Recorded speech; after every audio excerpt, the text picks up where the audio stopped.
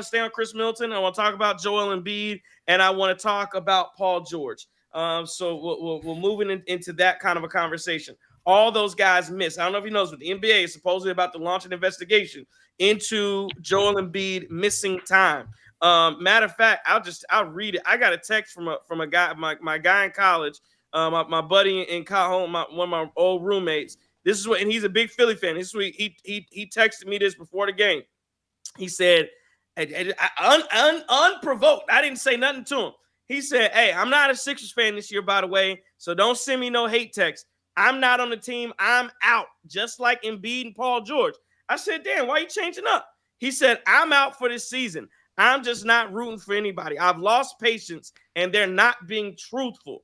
I said, "Wow, you lost patience on the process?" He said, "Maxie, I love him. I feel bad he won't have a healthy, competent team around him." And then he replied to lost patience in the process. He said, "It's been 10 years." And so I think there is a group of Philly fans. There was an article that came out in the Philadelphia Inquirer that was scathing about Joel Embiid, talking about, because I think it was crazy. Joel Embiid he had a son, and he was talking about how great being a dad. And I think in the Philadelphia Inquirer they literally wrote like, "Yeah, if you want to teach part of being a father is teaching your son that you got to get up and go to work." Like, damn. So that was crazy. But I mean, there's some truth to that about Joel Embiid and about the process, which hadn't got out of the second round yet. And how do you come into the season? And so I'm probably talking about Chris Middleton. I didn't get Chris Middleton had 2 offseason ankle surgeries. But how are you not ready for night one? Like, how does that make sense? Do you think there was a part of this that was duck and smoke? We know that Joel Embiid has injury issues and health problems, but as part of that duck and smoke that you don't have to bang up with Brook Lopez and Giannis down low. Do you not want to participate in those types of activities? And you're like, "Hey, I'd rather come back. I don't know who they got next, but I'd rather have a different matchup." But it's just interesting that you're not ready for night one of the regular season. Like, that doesn't make sense to me. We know Paul George had a hyperextended left knee. And again, but Philly's the team that's you saw what Boston did last night. Philly's the team that's one of those teams that's supposed to be talking about the list of where the Bucks are going to finish. Philly's supposed to be one of those teams that finishes top 3, top 4, whatever. And with their health, if you're not ready for night one, like, how are you? Like, again, there wasn't a new injury. He's ramping up.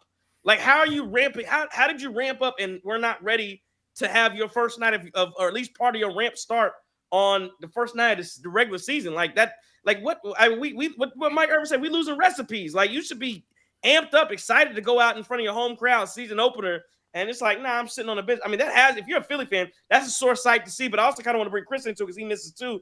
Do you feel anything there? Because I think there's a lot of the fan base that's like, I don't care. We're good. I don't want to see him till April, or I don't really care about what he does till April. But I guess that's, I don't know. I just, you guys take it wherever you want to go with the Chris being out, Joel Embiid being out for Philly, and those guys, and just the relative health or lack thereof coming into tonight for both Philly and Milwaukee. So my thing with this with Embiid is something's up. Is it a mental thing? Is he a head case? Is he a mental midget? Is he Randy Moss? I play when I want to play. Is he like a musician where, the vibe ain't right? I can't go on stage, right? What is the deal with Joel Embiid? Because we've seen this song and dance so long. I don't have any answers at this point as to what the deal is with this guy. I really don't. And when he plays, he's one of the most talented guys in the NBA. But that when he plays really is when he plays. Like, it just, Trey, what's your best ability? Availability. Right. And what's your second best ability? Reliability. And you can't be reliable if you're not available. I don't know. But I do think that at some point, look, everybody's probably right. Does he want to get out of Philly? I mean, probably. Right? Does he want to go somewhere else? Did he have a kid? Did he change his life? Is he one of the best? Everything is true here. But none of it makes any sense at this point. So I think I need some more context. Like, if I'm not mistaken, wasn't this the guy who was just playing out in France with the United States men's basketball team in the Olympics, and he looked all right? Like, I'm not really sure. I would have liked to see, like you said, Trey, yesterday in our preview video, like, I would have liked to see Paul George. I mean, yeah, he just got hurt, but Paul George and Joel Embiid out there so we could see where we stack up. This just felt like an opening night to where it was like, all right, yeah, we wanted to win this game and against Joel Embiid and Paul George, but it kind of felt like a given after they were, ruled out. So I think it's annoying as a Bucks fan. But yeah, if you're a Sixers fan, it's got to be very concerning. And especially about the back-to-back situations. Like, is this a guy, like you said, JT, is this a guy who just plays when he wants to play?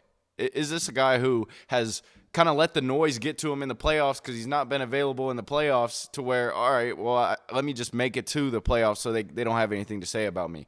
I think he's a little insecure at this point. You see it all the time. He's on the troll Twitter and stuff like that. Maybe this is a guy who lets stuff get to him from the media, and that could very well be the case.